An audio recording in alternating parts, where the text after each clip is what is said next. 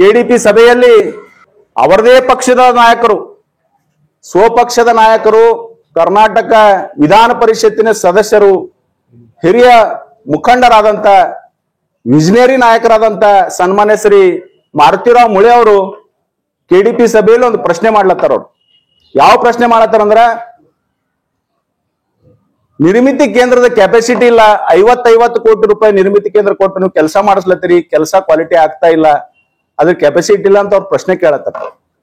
ಆದ್ರೆ ಸನ್ಮಾನ್ಯ ಶಾಸಕರು ಮಾರುತಿರಾವ್ ಮುಳೆ ಅವರ ಜೊತೆ ಧ್ವನಿಗೂಡಿಸಿ ಅದು ಸಂಬಂಧಪಟ್ಟ ಇಲಾಖೆಯವ್ರಿಗೆ ಕೇಳಬೇಕಾಗಿತ್ತು. ಮಾರುತಿರಾವ್ ಮುಳೆ ಅವರು ಹೇಳ್ತಾ ಇರೋ ಸತ್ಯ ಇದೆ, ಆ ಕ್ಷೇತ್ರದ ನಾ ಶಾಸಕ ಇದ್ದೀನಿ, ನಿರ್ಮಿತಿ ಕೇಂದ್ರದಿಂದ ಕೆಲಸ ಸರಿಯಾಗಿ ಆಗ್ತಾ ಇಲ್ಲ ಅಂತ ಇವ್ರು ಪ್ರಶ್ನೆ ಮಾಡ್ಬೇಕಾಗಿತ್ತು. ಆದರೆ ಸನ್ಮಾನ್ಯ ಶಾಸಕರು ಏನ್ ಮಾಡ್ತಾ ಇದ್ದಾರೆ ಅಂತ ಆ ಕೆಲಸ ಇವರೇ ಮಾಡಿದ್ದಾರೆ ಅನ್ನೋದನ್ನ ಜಗತ್ ಜಾಹೀರ್ಪಡಿಸರು. ಯಾವ ರೀತಿ ಅಂದ್ರ, ನಿರ್ಮಿತಿ ಕೇಂದ್ರಕ್ಕೆ ಸರ್ಟಿಫಿಕೇಟ್ ಕೊಡ್ಲಕ್ಕ ಇವರೇ ನಿರ್ಮಿತಿ ಕೇಂದ್ರ ಅಧ್ಯಕ್ಷ ಚೇರ್ಮನ್ ಅಲ್ಲ, ನಿರ್ಮಿತಿ ಕೇಂದ್ರ ಕೆಲಸ ಬಹಳ ಬ್ಯೂಟಿಫುಲ್ ಆಗ್ಲತ್ತ ಅಂತ ಹೇಳಿ ಇವರು ಸರ್ಟಿಫಿಕೇಟ್ ಕೊಡ್ತಾ ಇದ್ದಾರೆ. ಇದ್ರ ಒಳಗಿನ ಮರ್ಮ ಏನು?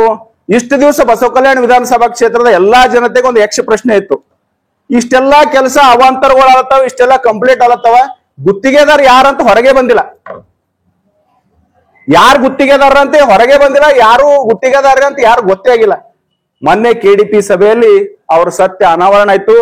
ಇದಕ್ಕೆಲ್ಲಾ ಕಾರಣಕರ್ತರು ಯಾರಂದ್ರ, ಈ ಕೆಲಸ ಮಾಡೋರು, ಈ ಕೆಲಸದ ಕಾಮಗಾರಿ ನಿರ್ವಹಣೆ ಮಾಡೋರು, ಈ ಗುತ್ತಿಗೆದಾರ ಯಾರಂದ್ರೆ ಸನ್ಮಾನ್ಯ ಶಾಸಕರಾದ ಶರಣು ಸಲ್ಗಾರ್ ಅವರೇ ಇದ್ರ ಕಾಮಗಾರಿ ಗುತ್ತಿಗೆದಾರ ಅಂತ ಗೊತ್ತಾಯ್ತು. ನಾವು ಆರೋಪ ಮಾಡ್ಲತ್ತಿಲ್ಲ, ಇದು ಸ್ವಪಕ್ಷದ ವಿಧಾನ ಪರಿಷತ್ ಸದಸ್ಯರು ಪ್ರಶ್ನೆ ಕೇಳತ್ತಾರ. ಪ್ರಶ್ನೆಗೆ ಉತ್ತರ ಕೊಡ್ಬೇಕಾಗಿತ್ತು ನಿರ್ಮಿತಿ ಕೇಂದ್ರ ಚೇರ್ಮನ್ ಯಾರ ಅವ್ರು ಉತ್ತರ ಕೊಡ್ಬೇಕಾಗಿತ್ತು. ಆದ್ರೆ ಉತ್ತರ ಯಾರು ಕೊಡ್ಲತ್ತಾರ? ಶರಣು ಸಲ್ಗಾರ್ ಕೊಡ್ಲತ್ತಾರ. ಮತ್ತೊಂದು ಮಾತೇನ್ ಹೇಳಿರೋರು, ನಿರ್ಮಿತಿ ಕೇಂದ್ರದಿಂದ ಯಾವ್ದಾದ್ರು ಕೆಲಸ ಕಳಪೆ ಆದ್ರೆ ನಾ ರಿಸೈನ್ ಮಾಡ್ತೀನಿ ಅಂತಂದ್ರು. ಅವ್ರಿಗೆ ಯಾರು ನಾವು ರಿಸೈನ್ ಕೇಳಿಲ್ಲ. ರಿಸೈನ್ ಮಾಡ್ತೀನಿ ಅಂದ್ರೆ ಇದ್ರ ಉದ್ದೇಶ ಏನು? ಕೆಲಸ ನಾನೇ ಮಾಡಿದ ಅನ್ನಂಗಾಯ್ತು. ನಾವ್ ಇಷ್ಟು ದಿವ್ಸ ಹೇಳತ್ತಿದ್ದೇವ್, ಇಲ್ಲೆಲ್ಲಾ ಕೆಲಸಗಳು ಸನ್ಮಾನ್ಯ ಶಾಸಕರೇ ಮಾಡ್ಲತ್ತಾರ. ಗುತ್ತೇದಾರಗಳ್ನು ನಿರುದ್ಯೋಗಿಗಳಾಗ್ಯಾರ. ಆಮೇಲೆ ಟೆಂಡರ್ ಪ್ರಕ್ರಿಯೆ ಬಸವ ಕಲ್ಯಾಣ ವಿಧಾನಸಭಾ ಕ್ಷೇತ್ರದ ಸಂಪೂರ್ಣವಾಗಿ ಸ್ಥಗಿತ ಹೋಗ್ಯದ. ಪಾರದರ್ಶಕತೆ ಇಲ್ಲ. ಇದಕ್ಕೆ ಯಾರು ಹೊಣೆಗಾರರು ಅಂದ್ರೆ ಸನ್ಮಾನ್ಯ ಶಾಸಕರೇ ಇದಕ್ಕೆ ಹೊಣೆಗಾರರು. ಮತ್ತೊಂದು ಇರ್ಲಿ, ಅದು ಅವ್ರ ಪರ್ಸನಲ್ ಅಂತ ಹೇಳಿ ಅದಕ್ಕೂ ನಾವು ಸುಮ್ ಕುಂತೇವ್, ನಾವು ಏನೋ ಅದ್ರ ಚಕ್ಕರ್ ಎತ್ತಿಲ್ಲ. ಆದ್ರೆ ಹೊರಗಡೆ ಬಂದ ಮೇಲೆ ಪ್ರೆಸ್ದವ್ರ ಜೊತೆ ಮಾತಾಡ್ತಾ ಏನ್ ಹೇಳ್ತಾ ಇದ್ದಾರೆ, ವಿಜಯ್ ಸಿಂಗ್ ಹಾಗೆ, ವಿಜಯ್ ಸಿಂಗ್ ಹೀಗೆ, ವಿಜಯ್ ಸಿಂಗ್ ನಮ್ಮ ಕೇಸ್ ಮಾಡಿಸ್ಲತ್ತಾರ, ನನ್ನ ಪಾಸ್ಪೋರ್ಟ್ ರಿಜೆಕ್ಟ್ ಆಗತ್ತದ, ವಿಜಯ್ ಸಿಂಗ್ ಇದಕ್ಕೆಲ್ಲ ಕಾರಣ, ನನ್ನ ಮೇಲೆ FIR ಆಗತ್ತದ, ಹಾಂಗ್ ಅಲತ್ತದ, ಹಿಂಗ ಅಲತ್ತ ಅರ್ಭಾಟಾಗಿ ಚಿರ್ಲತ್ತಾರ.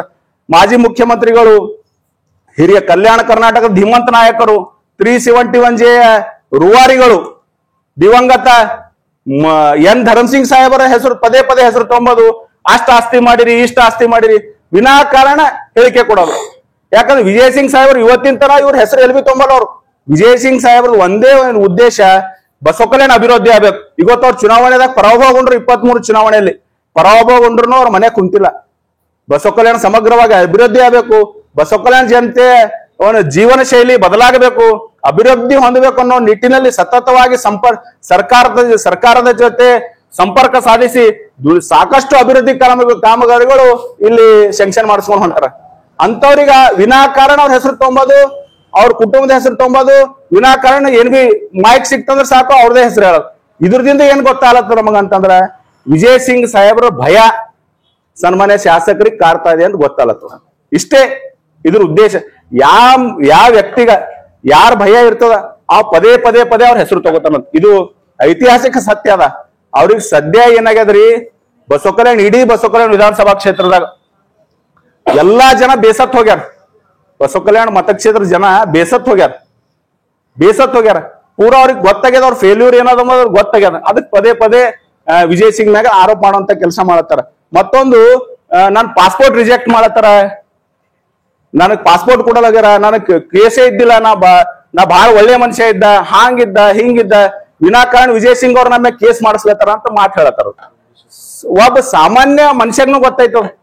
2021 ಉಪಚುನಾವಣೆದಾಗ ನೀವು ನಾಮಿನೇಷನ್ ಹಾಕಿರಿ, ನಾಮಿನೇಷನ್ ಹಾಕಪ್ಪರಿ ನೀವು ಫೈಲ್ ನೀವೇ ಅಫಿಡೇಟ್ ಕೊಟ್ಟಿರಿ, ನೀವೇ ಡಿಕ್ಲರೇಷನ್ ಮಾಡಿರಿ ನಿಮ್ ಮ್ಯಾಗ ಎಸ್ ಕ್ರಿಮಿನಲ್ ಕೇಸ್ ಅವ ಅಂತ ಹೇಳಿ. ಅವಾಗೇನು ನೀವು ನೋಡ್ರಿ, 2018ರಲ್ಲಿ ಇವ್ರಿನ ಕಲಬುರಗಿ ಬಿಜೆಪಿ ಮಂಡಲ ಅಧ್ಯಕ್ಷ ಇದ್ದಿರಬಹುದು ಮೋಸ್ಟ್ಲಿ.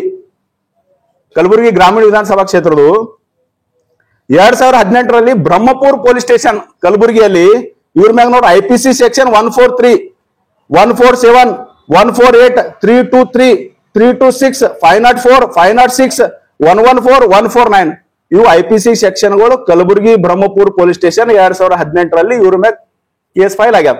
ಅಲ್ಲಿ ಕಲಬುರಗಿಗೆ ಬಂದಿನ ವಿಜಯ್ ಸಿಂಗ್ ಸಾಹೇಬ್ರು ಮಾಡಿಸೋರೇನು ಕೇಸ? ವಿಜಯ್ ಸಿಂಗ್ ಸಾಹೇಬ್ರು ಮಾಡಿಸಿದ್ರ ಕೇಸ? ಇಲ್ಲ. ಮತ್ತೊಂದು ನೋಡ್ರಿ 2018ರಲ್ಲಿ ನರೋಣ ಪೊಲೀಸ್ ಸ್ಟೇಷನ್ದಾಗ IPC ಸೆಕ್ಷನ್ 504, 506, 147, 353, 114, 149 ಇಷ್ಟು IPC ಸೆಕ್ಷನ್ಗಳ ಮ್ಯಾಗ ನರೋಣ ಪೊಲೀಸ್ ಸ್ಟೇಷನ್ 2018ದಾಗ ಇವ್ರ ಮ್ಯಾಗ ಕೇಸ್ ಫೈಲ್ ಆಯ್ತು. ಅಲ್ಲೂ ಕೂಡ ಏನು ವಿಜಯ್ ಸಿಂಗ್ ಬಂದು ಕೇಸ್ ಮಾಡಿಸೋರೇನು?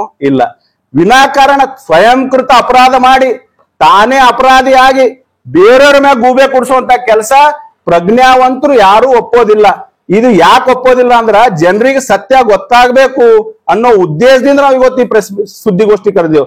ನೋಡ್ರಿ, ಸ್ವತಃ ಇಲ್ಲಿ ಬಸವ ಕಲ್ಯಾಣಕ್ಕೆ ಬರಲ್ಕಿಂತ ಮೊದಲೇ ಎರಡು ಕೇಸ್ ತಗೊಂಡು ಇಲ್ಲಿ ಕಲ್ಯಾಣಕ್ಕೆ ಬಂದರು. ಇಲ್ಲಿ ಬಂದ ಮ್ಯಾಗ ಶಾಸಕರಾದ್ಮ್ಯಾಗ ಅವ್ರ ಸರಿ ನನ್ನ ಮ್ಯಾಗ ಒಂದು ಕೇಸ್ ಆಯ್ತು. 17 ಜನರ ನಮ್ದು ಗೆಳೆಯರ ಮ್ಯಾಗ ಕೇಸ್ ಆಯ್ತು. 4 ವರ್ಷ ಪೇಸಿ ತುಳಿದೆವು. ಮೊನ್ನೆ 1 ತಿಂಗಳಿಂದ ಅದು ಮುಗಿದ ಕೇಸ್. ಅದಕ್ಕೇನು ಇದು ವಿಜಯ್ ಸಿಂಗ್ಗೆ ಮಾಡಿಸಿರು?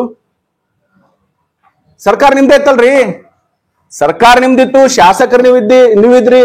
ನಿಮ್ಮ್ಯಾಗ ಬಿ ಕೇಸ್ ಆಯ್ತು, ನಮ್ಮ್ಯಾಗ ಬಿ ಕೇಸ್ ಆಯ್ತು. ಒಬ್ಬ ಶಾಸಕರಾದವ್ರೀಗ ಸಾಮಾನ್ಯವಾದ ಒಂದು ಪ್ರಜ್ಞಾನ ಇರ್ಬೇಕು. ಶಾಸಕಾಂಗನೇ ಬೇರೆ, ಕಾರ್ಯಾಂಗನೇ ಬೇರೆ, ನ್ಯಾಯಾಂಗನೇ ಬೇರೆ. ಅದ್ರ ಸಿಸ್ಟಮ್ದಾಗ ಅದು ಕೆಲಸ ಮಾಡ್ತಾ ಹೋಗ್ತಾ ಇರ್ತದೆ. ಪೊಲೀಸರು ನನ್ನ ಮಾತು ಕೇಳಲ್ರಿ, ನಿಮ್ದು ಯಾಕೆ ಮಾತು ಕೇಳಬೇಕು? ಪೊಲೀಸರು ಯಾರು ಮಾತು ಕೇಳಲ್ಲ. ಪೊಲೀಸರು ನ್ಯಾಯ ಕಾನೂನು ಚೌಕಟ್ಟಿನಲ್ಲಿ ಏನ್ ಬರ್ತದೆ ಕೆಲಸ ಮಾಡ್ತಾರೆ. ಪೊಲೀಸರ ಮ್ಯಾಗ ಆರೋಪ ಮಾಡೋದು, ಅಧಿಕಾರಿಗಳ ಮ್ಯಾಗ ಆರೋಪ ಮಾಡೋದು, ಇವ್ರದು ಒಂದು ನಿಲುವೇನದಲ್ಲ, ಕ್ಲಿಯರ್ ನಿಲುವಿಲ್ಲ. ಇವತ್ತು ಒಂದ್ ನಮನ, ನಾಳೆಗೆ ಒಂದ್ ನಮನ, ನಾಡ್ದು ಒಂದ್ ನಮನ. ಇವ್ರದ್ದು ಯಾವುದೇ ರೀತಿ ಕ್ಲಿಯರ್ ನಿಲುವಿಲ್ಲ. ಪದೇ ಪದೇ ವಿಜಯ್ ಸಿಂಗ್ ಅವ್ರ ತಂದೆ ಧರ್ಮಸಿಂಗ್ ಅವ್ರ ಪೂಜ್ಯ ದಿವಂಗತ ಧರ್ಮಸಿಂಗ್ ಅವ್ರ ಹೆಸರು ತೊಂಬೋದು. ಅವ್ರು ಏನ್ ಮಾಡ್ಯಾರ ಗೊತ್ತಿಲ್ಲ ಇವ್ರಿಗ. ಅವ್ರ ಹತ್ರನು ಕೆಲಸ ಮಾಡ್ಯಾರ ಇವ್ರು. ಅವ್ರು ಏನ್ ಮಾಡ್ಯಾರ ಗೊತ್ತಿಲ್ಲ. 371J ತಂದು ಇಡೀ ಕಲ್ಯಾಣ ಕರ್ನಾಟಕದ ಎಲ್ಲ ಬಡ ವಿದ್ಯಾರ್ಥಿಗಳಿಗೆ ಗೊತ್ತ IAS, IPS, KS ಸಾಕಷ್ಟು ಜನ ಇವತ್ತ ನಮ್ಮ ಭಾಗದ ಜನ ತಹಶೀಲ್ದಾರು, AC, DC, SP ಸಾಕಷ್ಟು ಜನ ಆಲತ್ತಾರ. ಇದಕ್ಕೆ ಯಾರ ಕಾರಣ? ದಿವಂಗತ ಧರ್ಮಸಿಂಗ್ ಅವರು ಮತ್ತು ಈ ರಾಷ್ಟ್ರ ರಾಜಕಾರಣದ ಧೀಮಂತ ನಾಯಕರಾದಂತ ಸನ್ಮಾನ್ಯ ಶ್ರೀ ಮಲ್ಲಿಕಾರ್ಜುನ್ ಖರ್ಗೆ ಅವರ ಒಂದು ಕೊಡುಗೆನೇ ಇದಕ್ಕೆ ಅಪಾರವಾದಂತ ಕೊಡುಗೆನೇ ಇದಕ್ಕೆ ಕಾರಣ ಅದ. ಅದೆಲ್ಲ ಅರ್ಥ ಮಾಡ್ಕೊ. ಇವತ್ತ ಸನ್ಮಾನ್ಯ ಶಾಸಕರ ಧರ್ಮಪತ್ರಿಯವರಾದ ತಹಶೀಲ್ದಾರ್ ಮೇಡಮ್ ಅವರು 371J ದಿಂದ ಸೆಲೆಕ್ಟ್ ಆಗ್ಯಾರ. ಅವ್ರು ಎದ್ರದಿಂದ ಸೆಲೆಕ್ಟ್ ಆಗ್ಯಾರ? 371J ದಿಂದ ಸೆಲೆಕ್ಟ್ ಆಗ. ಅಷ್ಟು ಬಿ ಪರಿಜ್ಞಾನ ಇಲ್ಲ ಇವ್ರಿಗೆ. ಏನ್ ಮಾಡಿದ್ರು ಅಷ್ಟು ರೊಕ್ಕ ಗಳಿಸ್ರು, ಅದು ಮಾಡ್ರು ಇದು ಮಾಡ್ರು. ಅರೆ ಯಾರ್ಯಾರು ರೊಕ್ಕ ಎಷ್ಟು ಗಳಿಸ್ಯಾರ ಲೆಕ್ಕ ಇಡ್ಲಕ್ ನಿಮ್ಗೆ MLA ಮಾಡಿದ್ದ? ಲೆಕ್ಕ ಇಡ್ಲಕ್ MLA ಮಾಡಿದ್ದಾನ? ಬಸವ ಕಲ್ಯಾಣ ಅಭಿವೃದ್ಧಿ ಮಾಡ್ರಿ, ಪಾರದರ್ಶಕವಾಗಿ ಕೆಲಸ ಮಾಡ್ರಿ, ಬಸವ ಕಲ್ಯಾಣ ಅಭಿವೃದ್ಧಿ ಮಾಡ್ರಿ. ಆ ಲೆಕ್ಕ ಏನದ ಏನಿಲ್ಲ ಅವ್ರ ಡಿಪಾರ್ಟ್ಮೆಂಟ್ ಅದವ್ರು ನೋಡ್ತಾರ. ಹಾಂಗ್ ನಿಮ್ಗೆ ಡೌಟ್ ಇತ್ತದ ಕಂಪ್ಲೇಂಟ್ ಕೊಡ್ರಿ. ಇವ್ರು ಏನಿಲ್ರಿ, ಯಾರೇ ರೊಕ್ಕ ಗಳಿಸಿದವ್ರು ಚಲೋ ಕಾಣಿಸೋರು ಅಂದ್ರೆ ಅಥವಾ ಇವ್ರು ಹೊಟ್ಟೆವ್ರಿ ಚಲೋ ಆಯ್ತು. ಅದಕ್ಕೆ ಯಾರೇನ್ ಮಾಡ್ಲಕೈತದೆ? ಇಂಥ ಮನೋಭಾವನೆ ಇಟ್ಕೋಬಾರ್ದು ಮನುಷ್ಯ ರಾಜಕೀಯ ವ್ಯಕ್ತಿಯಾಗಿ. ಪದೇ ಪದೇ ಬರೋದು ತಾ ಫೇಲ್ ಆಗತ್ತಲ್ಲ, ಎಲ್ಲಾ ಕೆಲಸಗಳು ಫೇಲ್ ಆಗತ್ತು, ಬಹಳಷ್ಟು ಆರೋಪಗಳು ಕೇಳೋಂಟು ಅಂದ್ರೆ ಅದೊಂದು ಅವ್ರಿಗೆ ಹ್ಯಾಬಿಟ್ ಬಿದ್ದದು. ಗೋರಕ್ಷಕ್ ಇದ್ದ. ನಿಮಗ್ ಗೋರಕ್ಷಣೆ ಮಾಡ್ಲಕ್ ಯಾರು ಬೇಡ ಅಂದಿಲ್ಲ. ವಿಜಯ್ ಸಿಂಗ್ ಅವ್ರು ಬೇಡ ಅಂದಿಲ್ಲ, ಯಾರು ಬೇಡ ಅಂದಿಲ್ಲ. ನಿಮ್ ಕೆಲಸ ನೀವು ಮಾಡ್ರಿ, ಒಳ್ಳೆ ಕೆಲಸ ಮಾಡ್ರಿ, ಎಲ್ಲರೂ ಸಪೋರ್ಟ್ ಇರ್ತದ. ಯಾರೇ ಬೇಡ ಅಂದ್ರಿ ನಿಮಗ? ಅಲ್ಲಿ ಹೋಗೋದು ಸುಮ್ಮನೆ ಅವ್ರ ಹೆಸರು ತೊಂಬೋದು, ವಿಜಯ್ ಸಿಂಗ್ ಅವ್ರ ಹೆಸರು ತೊಂಬೋದು. ಗಲ್ಲಿದಾಗ ಹೋದು ಯಾರ ಮನೆ ಎದುರು ಹೋಗಿ ಚೀರೋದು. ಅದು ಸಿಸ್ಟಮ್ ಅದೇನು ಗೋರಕ್ಷಣೆ ಮಾಡ? ವಿನಾಕಾರಣ ಅವ್ರ ಹೆಸರು ತೊಂಬೋದು. ಅವಾಚ್ಯ ಶಬ್ದಗಳು ನಿಂದಿಸಿರ ಅಂತೇಳಿ ಅದು ಕೇಸ್ ಆಗೈತೆ ನಿಮ್ಮ ಮೇಲೆ. ನೀವು ಏನ್ ಅಂಬಲ್ದೇನೆ ಕೇಸ್ ಆಯ್ತದ? ಸುಮ್ನೆ ಮಾಡ್ಲಕ್ಕ ಪೊಲೀಸರು ಏನು ಹುಚ್ಚಾರ, ಸರ್ಕಾರ ಏನು ಹುಚ್ಚದ ಸುಮ್ನೆ ನಿಮ್ಮ ಕೇಸ್ ಮಾಡಕ? ಸ್ಪೀಕರ್ ಪರ್ಮಿಷನ್ ಕೊಡ್ಬೇಕಾಯ್ತು ನಿಮ್ಮ ಕೇಸ್ ಮಾಡ್ಬೇಕಾದ? ಸುಮ್ಮನೆ ಕೊಡ್ತಾರ? 224 ವಿಧಾನಸಭಾ ಸದಸ್ಯರಾಗಿ ನೀವು ಒಬ್ಬರೇ ಚದುರಿದ್ರೆ ನಿಮ್ಮ ಮ್ಯಾಗೆ ಕೇಸ್ ಮಾಡ್ಬೇಕಂತೆ. ಬೀದರ್ ಜಿಲ್ಲಾ ವಿಧಾನಸಭಾ ಇನ್ನ 3 ಜನ ಬಿಜೆಪಿ ಶಾಸಕರ, ಅವ್ರ ವಿರುದ್ಧ ಯಾರು ಮಾತಾಡೋರು? ನೀವು ಬಂದಿದ್ ಹಾದಿ, ನೀವು ಮಾಡ್ತಕ್ಕಂತ ಕಾರ್ಯ ಎಲ್ಲ ನೆನಪಿನಾಗ ಇಟ್ಕೋರಿ ಸನ್ಮಾನ್ಯ ಶಾಸಕರೇ. ರೇವನಾಯಕ್ ಬೆಳಂಗಿ ಅವ್ರು ಬಂದಿದ್ರಿ, ಅಲ್ಲಿಂದ ಬಿಟ್ರಿ. ಬಸವರಾಜ್ ಮತ್ತಿಮೋಡ್ ಅವ್ರು ಬಂದಿದ್ರಿ, ಅಲ್ಲಿಂದ ಬಿಟ್ರಿ. ಭಗವಂತ ಖುಬಾ ಅವ್ರು ನಿಮಗೆ ಟಿಕೆಟ್ ಇಸ್ಕೊಳಕ್ ಎಷ್ಟು ಶ್ರಮ ಪಟ್ರು, ಅವ್ರಿಗೆ ಬಿಟ್ರಿ. ನೀವು ಸ್ಟಾರ್ಟ್ ಬಂದಾಗ ನಾ ಇದ್ದ, ಶಿವ ಕಲೋಜಿ, ನಮ್ಮ ಸಿದ್ದರಾಮ್ ಕಾಮಣ್ಣವರು, ಸಂಜು ಸುಗ್ರಿ ಅವರು ನಾವೆಲ್ಲ ಹಗಲ ರಾತ್ರಿ ಕೋವಿಡ್ದಾಗ ಓಡಾಡಿದೇವ್, ನಿಮ್ ಸಲಿಂದ ನೀವು MLA ಮಾಡೋದ್ ಹಾಕಟ್ ಓಡಾಡಿದೇವ್, ನಮಗ್ ಬಿಟ್ರಿ. ನಿಮ್ಗೆ ಎಲ್ಲರೂ ಮೋಸ ಮಾಡೋರು ಯಾರ? ನೀವು ಒಬ್ಬರೇ ಇಮಾನ್ದಾರ್ ಇದ್ದಂಗ ಆಯ್ತು ಈ ಲೆಕ್ಕಿಲಿ. ಎಷ್ಟು ಮಂದಿ ಯಾರ? ಎಲ್ಲರೂ ನಿಮ್ಗೆ ಮೋಸ ಮಾಡೋರು ಯಾರ? ನೀವು ಮನಿ ಮುನ್ಸೋರ ನಿಮ್ದು, ನೀವು ಒಬ್ಬರೇ ಇಮಾನ್ದಾರ್ ಇದ್ರಿ. ಇವ್ರಿಗೆ ಏನ್ರೇ ಕಳಪೆ ಕಾಮಗಾರಿ ಅಲ್ಲತ್ತವ, ಒಳ್ಳೆ ಕೆಲಸ ಮಾಡ್ರಿ, ಚಲೋ ಕೆಲಸ ಮಾಡ್ರಿ ಅಂತ ಹೇಳಿದಲ್ಲ, ಇವ್ರ ಒಳಗೊಂದು ಹಿಂದೂ ಹುಲಿ ಅದಾವ, ಆಟೋಮೆಟಿಕ್ ಜಾಗ್ರತ ಆಯ್ತವ್ರು. ಇವ್ರು ಫೇಲ್ಯೂರ್ ಆದ ಹಿಂದೂ ಹುಲಿ ಜಾಗ್ರತ ಆಯ್ತವ್ರು. ನಡೀದ್ ಗಾಡಿ ಅಂದ್ರೆ ಹಿಂದೂ ಹುಲಿ ನೆಂಬರ್ ಮತ್ತ ಅವ್ರಿಗೆ. ಇವ್ರು ಹಿಂದೂ ಹುಲಿ ಅಂದ್ರೆ ಏನಾಯ್ತು, ಇವ್ರ ಕುರ್ಚಿಗೆ ಸಂಕಟ ಬಂತು, ಅಳಗೆಡ್ಲತ್ ಇವ್ರ ಕುರ್ಚಿ ಅಂದ್ರೆ ಹಿಂದೂ ಹುಲಿ ಜಾಗ್ರತ ಆಯ್ತು. ಹಾ ಮಾಡ್ರಿ, ಬ್ಯಾಡಲ್ಲತ್ತಾರ ಅವ್ರಿಗೆ ಯಾರು.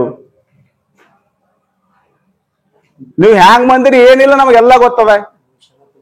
ಮುಂಬರೋ ದಿನದಾಗ ಪೂರಾ ಪೇಸ್ ಬಿಚ್ಚಿಡ್ತೀವಿ ನಾವು. ಸುಮ್ನೆ ಪಾಪ ದೇವ್ರ ಅಂತ ಮನುಷ್ಯ ವಿಜಯ್ ಸಿಂಗ ವಿನಾಕಾರಣ ಸಂಬಂಧ ಇಲ್ಲ ಸೂತಿಲ್ಲ ಪದೇ ಅವ್ರ ಹೆಸರು ತೊಂಬೋದು, ಏನ್ ಬಿ ಮಾತಾಡೋದು. ಸಿಂಗಲ್ ಏಕವಚನದಾಗ ಅದು ಸಿಸ್ಟಮ್ ಅದ. ಚುನಾಯಿತ ಜನಪ್ರತಿನಿಧಿ ಆದವರು ಇಡೀ ಮತಕ್ಷೇತ್ರದಾಗ ಮಾದರಿ ವ್ಯಕ್ತಿ ಆಗಿರ್ಬೇಕು. ರೋಡ್ ಮ್ಯಾಗ ಜಗಳ ರೀ.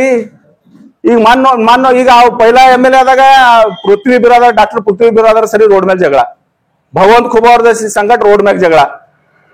ಈಗ ಮನ್ ಬಾಗಿಪ್ಪರ್ಗಾಕ್ ಹೋದ್ರು ಅಲ್ಲಿ ಗ್ರಾಮಸ್ಥರು ಕ್ವಶನ್ ಕೇಳತ್ರ ಅಲ್ಲಿ ರೋಡ್ ಮ್ಯಾಗ ಜಗಳ. ಮುಂದ್ ಇಂಥ ಪರಿಸ್ಥಿತಿ ಬರ್ತದೆ ಬಸವ ಕಲ್ಯಾಣ ವಿಧಾನಸಭಾ ಕ್ಷೇತ್ರದಾಗ. ಇವ್ರು ಎಲ್ಲರೇ ಉದ್ಘಾಟನಕ ಪೂಜೆಗೆ ಹೋಗ್ಬೇಕಂದ್ರೆ DR ವ್ಯಾನ್ ಹಚ್ಬೇಕಾಯ್ತು. DR ವ್ಯಾನ್ ಹಚ್ಚಿ ಕಾರ್ಯಕ್ರಮ ಮಾಡ್ಬೇಕಾಯ್ತು. ಅಷ್ಟು ನಮ್ನ ಹಿಂಗ ಆಕ್ರೋಶ ಆಕ್ರಮಣ ಇವ್ ಬುದ್ಧಿ ಚಲೋ ಅಲ್ಲ. ಚುನಾಯಿತ ಪ್ರತಿನಿಧಿ ಆದವ ಎಲ್ಲಾ ಪಕ್ಷದವ್ರು ಅವ್ರಿಗೆ ಸಮಾನ. ಎಲೆಕ್ಷನ್ ತನಾನೇ ಪಾರ್ಟಿ ಇಡ್ಬೇಕು. ಎಲೆಕ್ಷನ್ ಆದ್ಮ್ಯಾಗ ಓನ್ಲಿ ಅಭಿವೃದ್ಧಿ ವಿಷಯನೇ ಮಾತಾಡ್ಬೇಕು, ಬೇರೆ ವಿಷಯ ಮಾತಾಡ್ಬಾರ್ದು. ಎಲ್ಲಾ ಮಾಡಿ ಮತ್ತೊಬ್ಬರ ಮ್ಯಾಗ ಗೂಬೆ ಕೂಡ್ಸೋದು ದೊಡ್ಡ ತಪ್ಪಾಗ್ತದೆ.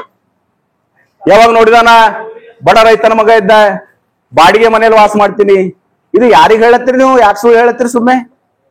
ಸುಮ್ ಕೇಳಿ ನಮಗ್ ಬಿ ಸಾಕಾಗ್ಯದ. ಹೊಸ ಹೇಳ್ರಿ.